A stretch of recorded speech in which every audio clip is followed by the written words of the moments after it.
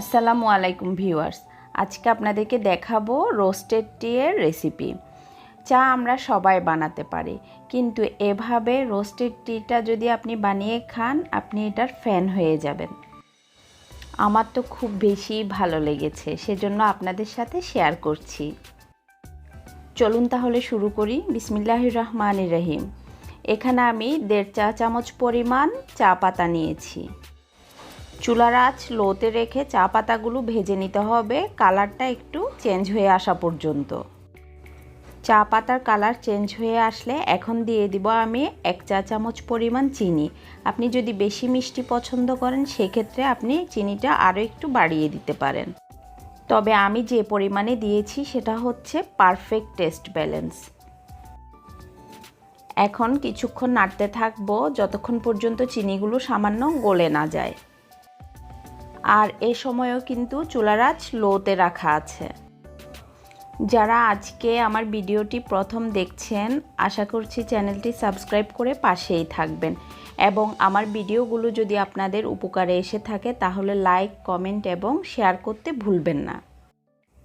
আপনাদের like, comment আমাকে নতুন নতুন ভিডিও বানাতে উৎসাহী করে। চিনি মোটামুটি গলে যাওয়ার পর দিয়ে দিয়েছি লিকুইড দুধ। এখানে আমি চায়ের কাপে করে 1 কাপ পরিমাণ লিকুইড দুধ দিয়েছি।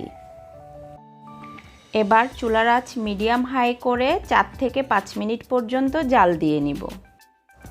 আমি আমার আগের কয়েকটি ভিডিওতেও বলেছিলাম, আমার রেসিপিগুলো যদি আপনারা বানাতে গিয়ে কোনো প্রবলেমে পড়েন তাহলে আমাকে কমেন্ট করে জানাবেন, আমি ইনশাল্লাহ আপনাদেরকে সলভ করে দেওয়ার চেষ্টা করব। এছাড়া আমাকে পার্সোনালি ইনবক্স করতে পারেন আমার ফেসবুক প্রোফাইলে। ডেসক্রিপশন বক্সে আপনাদের সুবিধার্থে লিঙ্কটি আমি দিয়ে রাখব। আপনারা কী ধরনের রেসিপিগুলো দেখতে পছন্দ করেন আমাকে কমেন্ট করে জানাবেন, ইনশাল্লাহ আপনাদের পছন্দ অনুযায়ী ভিডিও বানানোর চেষ্টা করব। আমার চাটা কিন্তু পুরোপুরি রেডি। আপনারা নিশ্চয়ই স্ক্রিনে দেখতে পাচ্ছেন কত সুন্দর কালার এসেছে। চায়ের এরকম কালার কিন্তু আমরা সকলেই আশা করি, কারো হয় কারো বা হয় না। তো এখানে আমি যে রকম পরিমাণ চা পাতা এবং চিনি, দুধ ব্যবহার করেছি, আপনারা যদি সেম পরিমাণে তৈরি করেন আপনাদের চায়ের কালারও কিন্তু এরকমই সুন্দর হবে। এবার আমি চাগুলো একটি ছাঁকনির সাহায্যে ছেঁকে কাপে ঢেলে নিব।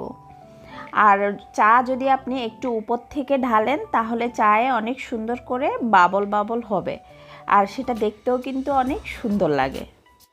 আপনারা স্ক্রিনে খেয়াল করে দেখুন, আমার চায়ে কিন্তু অনেকগুলো বাবলের সৃষ্টি হয়েছে, আর সেটা হয়েছে আমি চাটা কিছুটা উপর থেকে ঢালছি। আবারও দেখা হবে নতুন কোনো ভিডিওতে, ততদিন সবাই ভালো থাকবেন। আল্লাহ হাফেজ।